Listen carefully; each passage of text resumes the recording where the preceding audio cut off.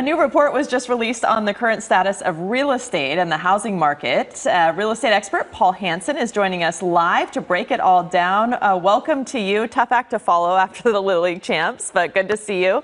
Thanks for having me. What is the Case-Shiller Housing Index, and what is this report telling us? It was just released. Yeah, thanks for having me. I need some people behind to fluff my hair up too. Yeah, the Case-Shiller report, it really is an indicator of what's happening in the market. They, report it monthly. It's lagging a few months.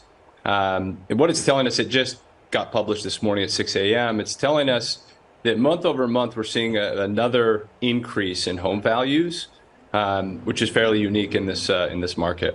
Yeah, this is another part of the crazy economy everyone's trying to kind of figure out and unpack. Mortgage rates are the highest they've ever been. That was to cool the housing prices, to cool inflation, in more than 20 years, not ever, but in the last 20 years. And Zillow economists I was reading broke with other predictions saying they expect home prices to actually go up in the next year because of the low inventory, because the person who has a 3% interest rate is not eager to sell and get into an 8%, nearing 8% interest rate. Is that what you're finding? I mean, what can we expect going forward?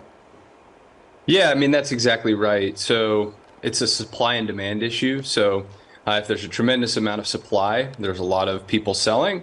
That market's very different than today where there's almost no supply. The average nationally, a healthy market would be maybe 6 months of supply, meaning there's enough houses to be sold during a 6-month window.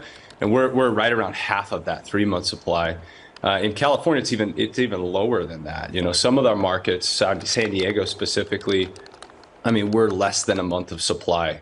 And so that interest rate being up over 7.5% for some markets for the 30-year fixed mortgage, it's not impacting the values as much as we would have anticipated.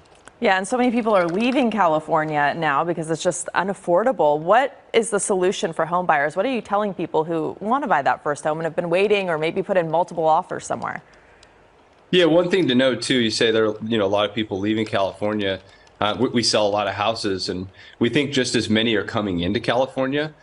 We can't keep a house on the books. When we list something, it sells right away, very, very, very quickly. And so there are programs out there.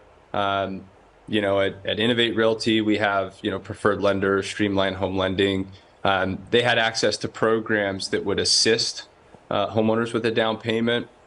They're on pause at the moment, but we're hearing rumblings that they may be coming back. And so, I think it's just kind of the traditional things: meet with a lender, save as much as you can. And when you find the right home, it's all about affordability. So if you can afford that 7.5% mortgage today, inventory is not moving from our perspective. You can always refinance it at some point in the future. So, it's all about what you can personally afford. All right. Well, Paul, thank you. We appreciate you breaking that down for us. Yeah, thanks again for having me.